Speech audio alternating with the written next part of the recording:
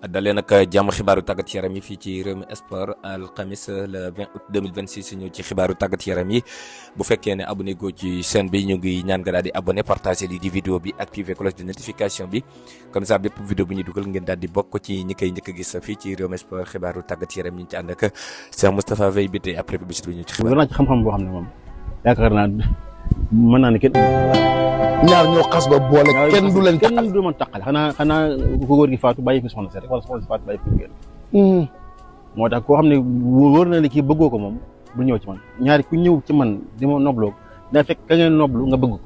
ndax su ma ne xas ba boole moom kenn du la mën taxal. kooku mooy Cheikh Moustapha Biteye ñàkk caaxaan leneen lu jëm ci wàllu listixaar lépp lu jëm ci wàllu ñaani kayit lépp lu jëm ci wàllu bayra lépp lu jëm ci wàllu cat la ciy yëngu moom kii di Cheikh Moustapha Biteye képp ko jokkoo ak moom sunu borom subhanahu wa taala mën na yombal say mbir ginaar goog ngeen di gis ci ginnaaw nag lépp loo xam ne daf koy wax ci wàllu noot bu ko defee ba jox ko yàlla sunu borom subhanahu wa taala na nga ko bëggee noonu la koy defee mën ngeen a jokkoo ak moom ci numéro yi 77 539 99 36 77 539 99 36 képp ku jokkoo ak moom yàlla na say aajo faju xibaaru tàggat yaram yi dañ koy daal di doore ci lu jëm ci wàllu championnat bu Angleterre c'est donc officiel l'accord donc est total trouvé diggante Tottenham ak équipe bi di Manchester City pour le départ de Savinho comme niñ ko indiqué donc ci suñu vidéo yi suba teel yi kii di Savinho di attaquant brésilien bi nekk ci club boobu noonu di Manchester City trouvé na accord tey jii nii ak équipe bi di waa Tottenham ci benn montant de transfert 75 millions donc de livres sterling selon Fabrizio Romano ça veut dire que 85 millions 500 la kii di Manchester City nar récupéré ci kii di Savinho ak tamit bonus boo xam ne bu ci duggee bu ñu sukkandikoo ci journaliste bi semaine kii di Ben Jacobs donc transfert bi mën na dem ba 100 millions d'euros kon City mën nañu récupérer lu mat 100 millions sur le dossier donc de kii di Savinho donc di attaquant brésilien bu Manchester City ci fàttali nag après surtout l'arrivée donc de kii di Savinho mi nga xam ne kii di Tottenham daanaka bouclé na ko à 100% Tottenham aussi bëgg nañoo trouver accord ak kii bii di City pour le transfert de Omar Marmoush donc Omar Marmoush ak Savinho donc dieu boobu noonu la équipe bii di waa Tottenham di travail actuellement pour transformer leen fële ci biir Tottenham. C'est officiel équipe bii di Bologne daal dinañuy annoncer la prolongation de kii di Riccardo Orsolini donc di attaquant ailier 29 ans bu équipe bii di waa Bologne bon la saison dernière sax on peut même dire moom moo doonoon le meilleur ailier italien en termes de statistiques moom kii di Riccardo donc Orsolini renouvelé na contrat ba 2031 il y avait quelques équipes yoo xam ne amoon nañ intérêt ci moom et pour renouveler contrat kii di Riccardo Pologne donc daf ko jox benn salaire de 2 millions 500 ça veut dire que benn salaire historique jamais donc un joueur fayee ko autant de millions donc ci club boobu na di Pologne la saison dernière marqué na donc 10 buts donc depuis 3 saisons chaque année lu mu gàtt dina dugal 10 buts même sax quelques buts en Europe comme l'Europa League la saison dernière donc 3 buts moom kii di Riccardo donc Orsolini donc jàppale ne voilà dinay renouveler contrat officiellement jusqu'à 2031. C'est officiel après donc plusieurs rumeurs du côté du Dortmund du côté de certaines équipes de la Première Ligue di kii di Saïd Elmala nekk le jeune donc joueur offensif bu ci bii di waa Cologne nekk fa li nga xam ne mooy ca championnat bu Allemagne nekkoon fi aussi club bu kii di Ismail Jacob jàppale ne daal dinañu renouveler le contrat de kii di Saïd Elmala pour man donc ca Allemagne bokk na donc ci meilleur dossier yi donc le fait de retenir un joueur qui marque plus de 10 buts en championnat ou donc toute compétition confondue nga nekk ci club bu mel ne Cologne donc fexe pour téela et pour téye ko nag Cologne dafa teg prix déjà renouveler nañ contrat augmenté nañ salaire am amut clause mais surtout prix bi moom mooy jox ko ak numéro boo xamante si ni quand même depuis 2012 équipe bii di Cologne dañ ko privé depuis 2010 kii di Podolski nekkoon fi attaquant bu kii di Pologne 2012 ba muy jógee Pologne pour dem Arsenal ancien attaquant Allemagne boobu noonu équipe bii di waa kii di Cologne dañ ko wax ne duñ joxewaat numéro 10 bi fii ak yaa ngi football ba demee bàyyi football lañ ko joxewaat d'accord en 2014 ginnaaw ay jafe-jafe yoo xamante ne amoon nañ ko mujjoon nañ ko jox kenn pour une saison waaye bañ ko joxee aussi dañoo xamaloon Podolski ne ko boo ñëwee dañ lay joxaat numéro bi mais après ba fi ko jógee boobu ba tey ji ñu xaatuñ ko keneen. Podolski ren la bàyyi football weeru mai bi ñu génn ci atum 2026 fi ñu toll nii kon bàyyi na football kon dañuy daal di tenir seen promesse pour la première fois kon depuis 2012 ñu jël le numéro de Podolski jox ko un joueur pour définitif donc Saïd El Mallah je veux dire que prix boobu noonu mooy prix bu gën a seer bu kii di Cologne donc mën a def ci kii di Saïd El Mallah mais tamit équipe bii di waa Cologne def nañ un grand coup la fait donc renouveler son contrat ba noppi defuñ ci clause actuellement loolu la gars yi xam ne y a pas de clause sur le contrat donc de kii di Saïd El Mallah. Accord total trouvé diggante équipe bii di Benfica ak kii di Bayern sur le dossier de João Palhinha. Bon Palhinha après ba mu ko équipe bi di Tottenham abbe woon donc daaw fexe ba sauver seen saison ba wàcc ñu deuxième division après ñu ngi ciy dégg Aston Villa après ñu dégg ci Newcastle Aston Villa moom amoon na accord sax ak Palhinha mais après Aston Villa nangu woon a génn benn montant pour recruter ko moom kii di Palhinha mais waa Benfica donc ñoo mujj réussir la ko on peut même dire que les Portugais ñoom ñoo xam vraiment valeur bu kii di João Palhinha donc ku ci nekk 14 millions plus 5 millions bonus au total donc 19 millions d'euros la Bayern na war a rek jot ci kii di Palhinha bon Palhinha ba mu nekk Fulham di toj bokk na donc ci les meilleurs milieux de terrain défensifs de la première ligue donc Bayern na ba mu koy recruter Bayern na jàppoon na ne donc voilà ñoom ñoo recruter mais recruter nañ koo xam ne mën na nekk meilleur milieu de terrain défensif donc du monde mais malheureusement quand même dafa am ñoo xam ne amuñu niveau peut-être que pour jouer ci ay équipe yi mag comme Bayern na et Palhinha peut-être ci ñooñu la bokk donc dina quitter ci club boobu bientôt parce que l'accord total est trouvé actuellement. En Espagne Real Betis réalisé un coup formidable l'arrivée donc de kii di Barot donc nekk attaquant irlandais âgé de 24 ans nekkoon fële ci biir Alkmaar la saison dernière jàppale na donc dina daal di war a sax aussi na sax le contrat officiel jusqu'à 2031 soit 5 ans. xam nga ngeen attaquant bi yéen ñi doon suivre les trêves internationales avant la coupe du monde il faisait partie l'un des meilleurs attaquants durant li nga xam ne moom mooy la qualification de la coupe du monde 2026 marqué na 9 buts durant comité qualification bi yéen a ngi fàttali ko match bi mu doon joué contre kii di Portugal ba dugaloon 2 buts waaye bi tamit du équipe nationale rek lay doxe moom kii di Parrot non waaye tamit day joué li nga xam ne si moom mooy Alkmaar dugal fa lu mat 16 buts la saison dernière en championnat c'est un attaquant vraiment très fiable lors de la saison 2025-2026 donc Betis réalisé na un transfert vraiment formidable l'arrivée donc de kii di Barot il y avait des équipes de la première ligue yoo xamante ne pare woon nañ pour teg ci moom benn tonne de millions pour mën ko recruter mais quand même mujjul en tout parce que Betis aussi dafa am argument Betis déjà à part les 3 fantastiques ou les 4 fantastiques la Real la Barça l'Atlético la Villarreal bokk na ci équipe yi gën a stable sportivement et financièrement le fait que donc Betis dafa qualifier Ligue des Champions moo tax donc Betis mën a défenser beaucoup des équipes rawatina donc certaines équipes de la première ligue donc pour mën a officialiser l'arrivée donc de kii di Parrot maintenant la Liga et donc le championnat hollandais donc bokkul est-ce que donc lu mu def dina ko confirmer en tout cas Betis ku ko xam ne donc c'est une bonne équipe boo xamante ne quand même Pellegrini fexe na ba réaliser fa quelque chose vraiment très appréciable. ginnaaw ba nga xam ne Pape Matar Sarr mi ngi wër fu muy dem Ismaïla Sarr Bamba Dieng Nicolas Jackson mauvaise nouvelle ñëw na tey sur un milieu de terrain sénégalais très talentueux Assane Diossé malheureusement donc les blessures bàyyiwu ko noonu enseignement bi mu war def sur les performances bàyyiwu ko noonu mais quand même le Sénégal amoon na chance pour mën a am ab Moussa Dembélé vous connaissez donc Moussa Dembélé sûrement enjeu donc milieu de terrain bu Tottenham ak l'équipe nationale Belgique vraiment Assane Diossé mënoon na am lu raw lii mu am mais malheureusement tey jii nii donc dafa amee ligament croisé nga xam ne moom mooy l'ennemi des joueurs donc dina toog lu mu gàtt 6 à 7 mois mën na dem ba 8 mois yoo xam ne da ko jouer ak équipe bii di Auxerre c'est une mauvaise nouvelle donc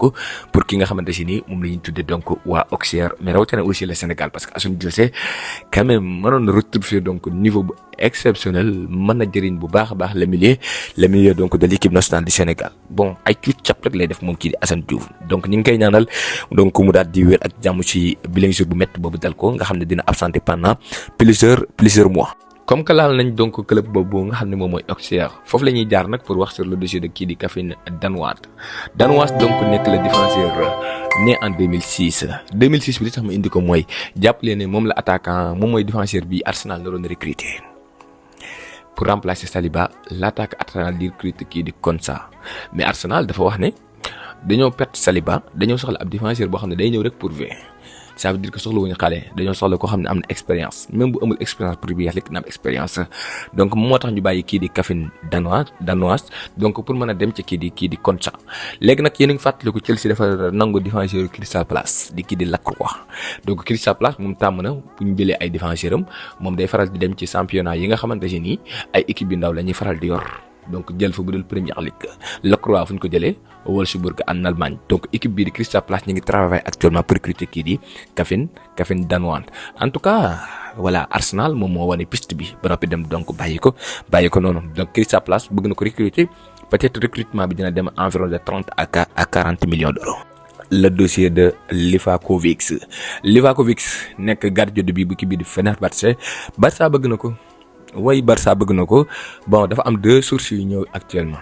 yenn ci rumeur yi wax nañu ne Barça da kaa bëgg pour indi ko léegi mu topp ci ginnaaw kii di Joan Garcia yeneen information wax ne déedéet Barça da koy jënd ba noppee abdal ko benn club yi ñu tuddee Dinamo Zagreb fa mu nekkoon bu ko defee déwén en 2027 mu ñëw après le départ de Tek Szczęsny mais de toute façon Barça def na li nga xam ne moom mooy première offre bu toll ci 3 millions pour recruter kii di Livakovic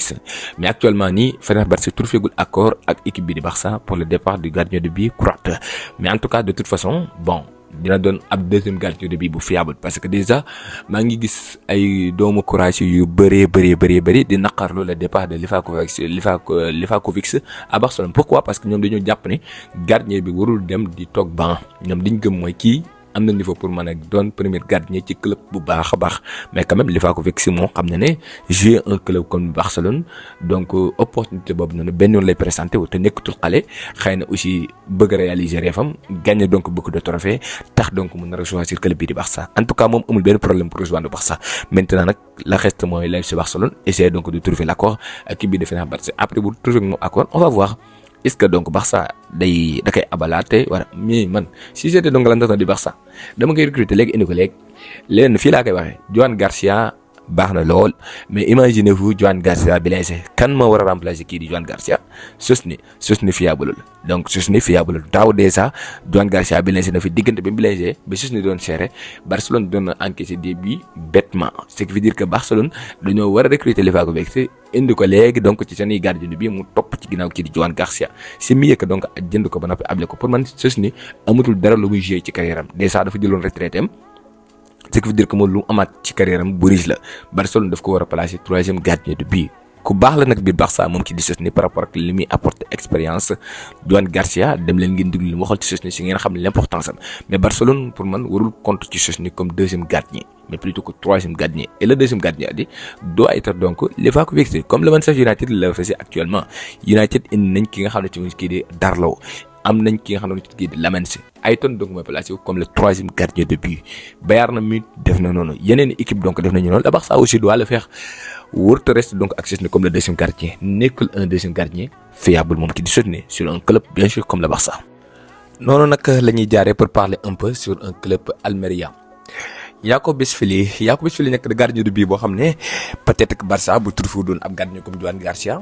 Barça dina bokk ci ñu muy espérer pour que ñu def ne comme le gardien numéro 1 mais comme loolu Joan Garcia c'est un gardien de but Yakobishvili demandé na donc pour quitter Barça dem na signer sur le club de Cristiano Ronaldo Almeria way gaañi Almeria daal dinañu trouver l'accord total ak ki nga xam ne ci di Yakobishvili daal dinañu trouver accord aussi ak kii di Barça donc moom kii di Yakobishvili day rejoindre Almeria pour un transfert de prêt Barça da koy abbu bu déggal Almeria da koy abbu mais bu fa jouer 10 matchs